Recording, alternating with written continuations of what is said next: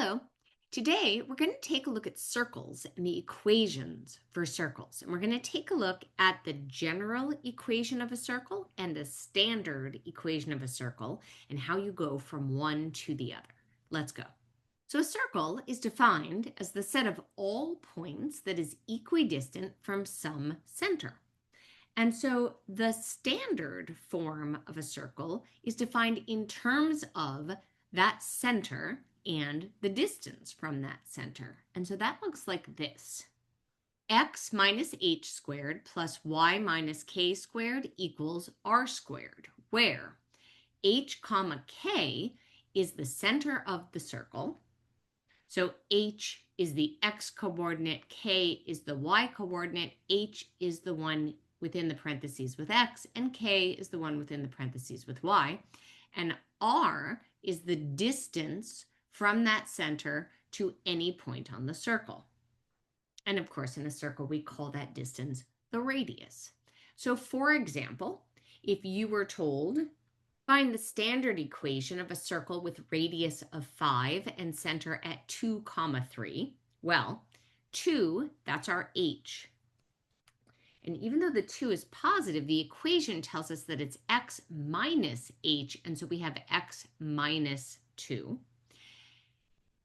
3 is our k, so y minus 3 squared, and then our r is 5, and our equation is r squared equals 25. So there's our standard equation. Now let's say instead of the standard equation, it asked us for the general equation.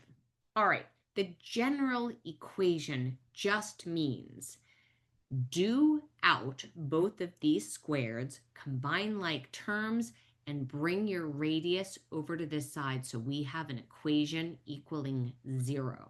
So that would look like this. X minus 2 squared, x minus 2 times x minus 2. So I'm going to FOIL. And if that's not familiar to you, go check out this video. But that's firsts, x times x squared. Outsides, x times negative 2. Insides, negative 2 times x. Lasts, negative 2 times negative 2. That's positive 4. Combining like terms in the middle there. X squared minus 4x plus 4. Now I do my next bit. All of that equaled 25. So my last bit would be to subtract 25 to this side. And then finally combine my 4, my 9, and my negative 25. X squared plus y squared minus 4x minus 6y minus 12 equals 0. And that is considered the general form. So our standard form, x minus h squared plus y minus k squared equals r squared, where h comma k is my center and r is my radius. Or my general form, x squared plus y squared plus ax plus by plus c equals 0. To get from standard form to general form, you just expand your squareds, move everything to one side, and consolidate like terms. But how do we go from general form to standard form? Let's take a look. So let's say we're given this equation and we are asked to put it into standard form. Well, first of all, we know it's a circle because we have two squared terms and they have the same coefficient. Okay, so now the next thing we're going to do is we are going to put all of our x's in one place, all of our y's in the other place, and we're going to move this number over to the other side of the equation. All right, anybody guess what's coming? That's right, we are going to complete the square. If this is your first time doing it, check out one of these videos, but otherwise you remember that we go to our middle term, our coefficient, divide it in half, square it, and add it to both sides of the equation. So we add it in there, we add it in there. Let's do it again. Divide it in half, square it, add it to both sides. So we're going to now represent this as something squared. Well, we just created this perfect square.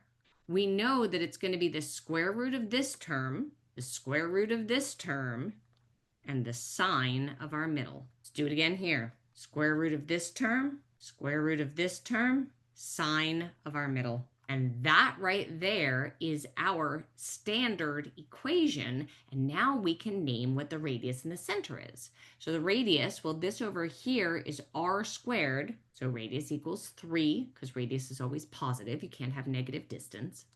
And our center, remember this is x minus h, y minus k. So that means our h is -1 and our k is 2. So we have a center of -1 comma 2 and a radius of 3.